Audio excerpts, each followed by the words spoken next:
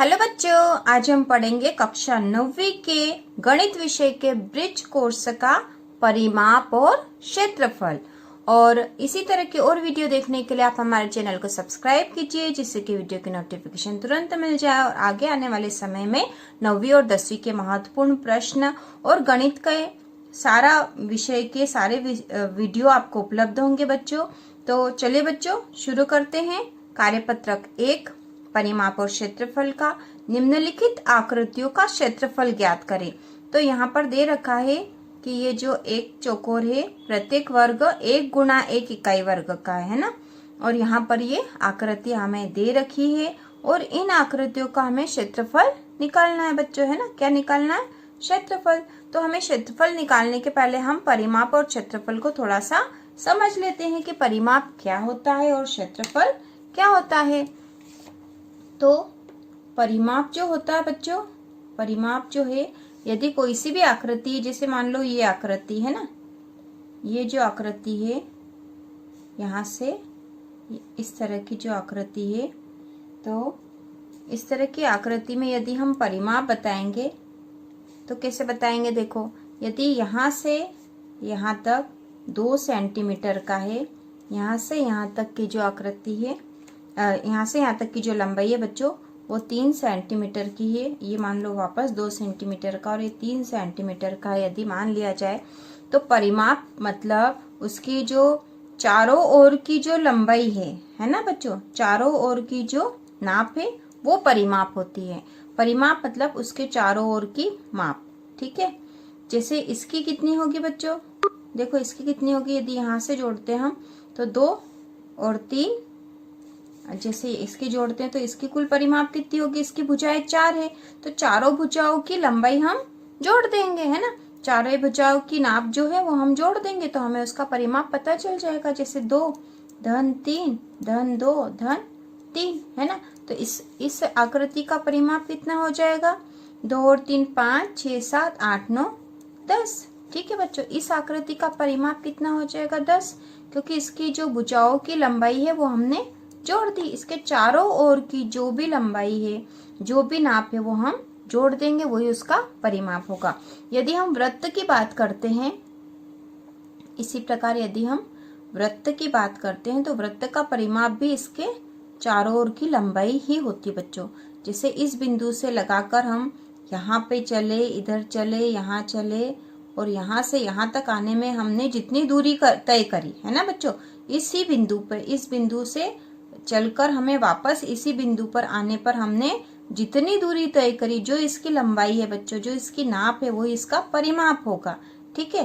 यदि हम वर्ग की बात करते हैं, है ना, जैसे वर्ग में क्या होता है बच्चों, उसकी चारों भुजाओं की लंबाई, चारों भुजाओं की नाप बराबर होती है ना।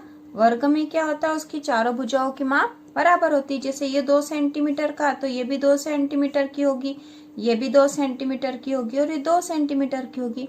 वर्ग में चारों भुजाओं की जो माप है वो समान होती है, तो इसमें भी परिमाप कितना ही होगा बच्चों? 2 और 2, है ना। परिमाप कैसे करेंगे हम इसमें? 2 धन 2 धन 2 धन 2, मतलब 8 आएगा, है ना। कितना आएगा बच्चों? 8।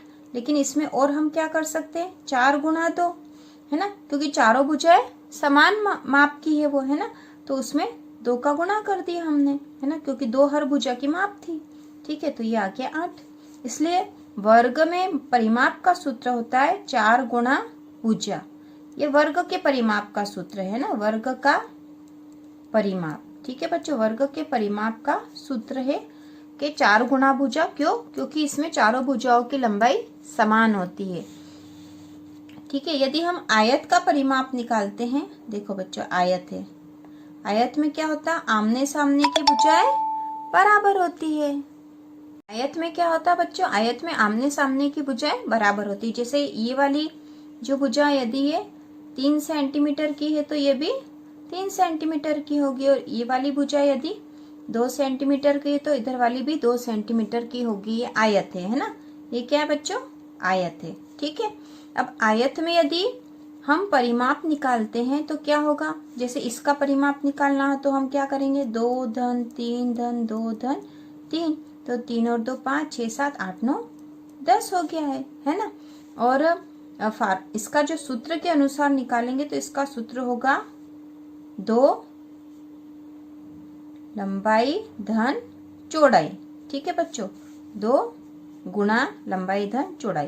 तो 2 गुणा लंबाई कितनी हुई बच्चों, इसको 3, धन चौड़ाई कितनी है 2, है ना। तो 2 गुणा 5, ठीक है, बराबर 10, ये आएगा, है ना।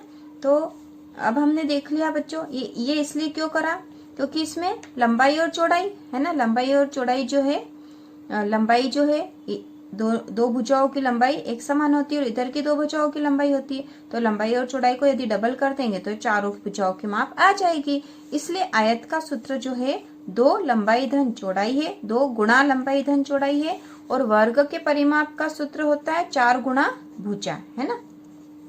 तो ये हमने वर्ग और आयत के परिमाप हमने अच्छे से समझ लिए हैं।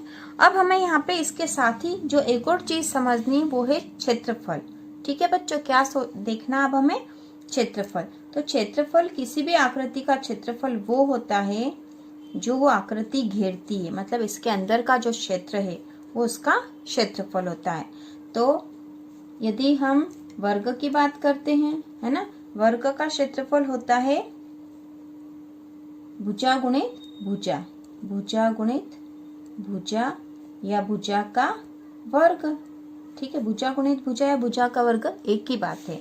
ठीक है, इसी प्रकार यदि हम आयत का देखेंगे तो आयत का क्षेत्रफल निकालने का सूत्र क्या है बच्चों, आयत का क्षेत्रफल निकालने का सूत्र है बच्चों लंबाई गुणित चौड़ाई, है ना, लंबाई गुणित चौड़ाई। ठीक है, तो अब आप समझ गए होंगे कि परिमाप कैसे निकालेंगे हम। परिमाप मतलब उसके चारों ओर की माप होती है, जबकि क्षेत्रफल मतलब उसके अंदर का क्षेत्र होता है। और वर्ग का क्षेत्रफल का फार्मूला है भुजा गुणित भुजा, क्योंकि इसकी सारी भुजाएं एक ही माप की होती है। जबकि आयत के क्षेत्रफल का सूत्र होता है लंबाई गुणित चौड़ाई, क्योंकि इसकी लंबाई इधर इधर की बराबर होगी, चौड़ाई इधर की बराबर होगी, इसलिए लंबाई गुणित चौड़ाई होगा। ठीक है बच्चों, समझने के बाद हम अब ये करते हैं, यहाँ दे रखा है निम्नलिखित आकृतियों का क्षेत्रफल ज्ञात करें। तो यहाँ जो आकृतियां दे रखी है बच्चों, इनका क्षेत्रफल हमें निकालना है। प्रत्येक वर्ग 1 गुणा 1 इकाई वर्ग है। तो ये बहुत आसान है, क्योंकि 1 गुणा 1 इकाई वर्ग का है ना, और ये वर्ग है, क्या है बच्चों, वर्ग है। ठीक है, तो वर्ग का जब हम क्षेत्रफल निकालेंगे तो हमने पहले भी देखा था कि वर्ग का क्षेत्रफल बराबर होता है भुजा गुणित भुजा या भुजा का वर्ग, क्योंकि इसकी सारी भुजाएं समान लंबाई की होती है। तो यहाँ 1 गुणा 1 दे रखा है, 1 गुणा 1 की है ना, मतलब 1 है। प्रत्येक वर्ग का क्षेत्रफल कितना है, प्रत्येक एक वर्ग की बात जब हम करेंगे तो प्रत्येक वर्ग का क्षेत्रफल कितना हुआ बच्चों, 1 हुआ, है ना। तो अब यहाँ पे जो आकृति दे रखी है हम उससे आसानी से दे सकते हैं, क्योंकि प्रत्येक जो एक वर्ग है उसका क्षेत्रफल 1 है। तो हम ये गिन लेंगे कि कितने वर्ग हैं, तो वो उसका क्षेत्रफल हो जाएगा। तो चलो बच्चों गिनो, 1 2 3 4 5 6 7 8 9 10 11 12 13 14 15 16 17 18 19 20 21 22 23 24 25 26। तो इसका हो गया बच्चों 26, है ना, 26 इकाई वर्ग, है ना, 26 इकाई वर्ग। उसी प्रकार इसको भी आप गिन लो, जो कि बहुत आसान है। देखो गिनते हैं, 1 2 3 4 5 6 7 8 9 10 11 12 13 14 15 16 17 18 19 20 21 22 23 24 25 26 27 28 29 30 31 32। तो इसका हो जाएगा बच्चों 32 इकाई वर्ग। उसी प्रकार इसको गिन लो, देखो 1 2 3 4 5 6 7 8 9 10 11 12 13 14 15 16 17 18 19 20 21 22 23 24 25 26। तो इसका भी हो जाएगा बच्चों 26 इकाई वर्ग। उसी प्रकार जो चौथे नंबर की आकृति है उसका यदि हम क्षेत्रफल निकालते हैं तो उसमें भी सारे जो वर्ग हैं उनको गिन लेंगे, क्योंकि एक वर्ग का क्षेत्रफल हमने निकाला बच्चों 1 गुणा 1 था, है ना, 1 गुणा 1 था मतलब 1 है। तो हम आसानी से निकाल लेंगे कि जितने वर्ग है उतने उसका क्षेत्रफल हो जाएगा। 1 2 3 4 5 6 7 8 9 10 11 12 13 14 15 16 17 18 19 20 21 22 23 24 25 26 27 28 29 30 31 32 33 34। तो ये हो गया बच्चों 34 वर्ग इकाई। उसी प्रकार इसको गिन लो, पांचवे वाले को, है ना, कि कितना इसका क्षेत्रफल है।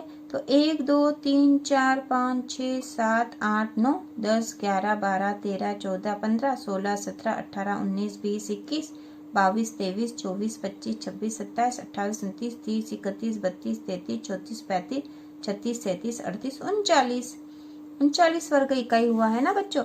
और इसको भी हम गिन लेंगे। तो 1 2 3 4 5 6 7 8 9 10 11 12 13 14 15 16 17 18 19 20 21 22 23 24 25 26 27 28 29 30 31 32 33 34 35 36 37 38। तो इसका हो जाएगा बच्चों 38 वर्ग इकाई, है ना। तो इस तरह से ये कार्यपत्रक एक पूरा हो चुका है आपका।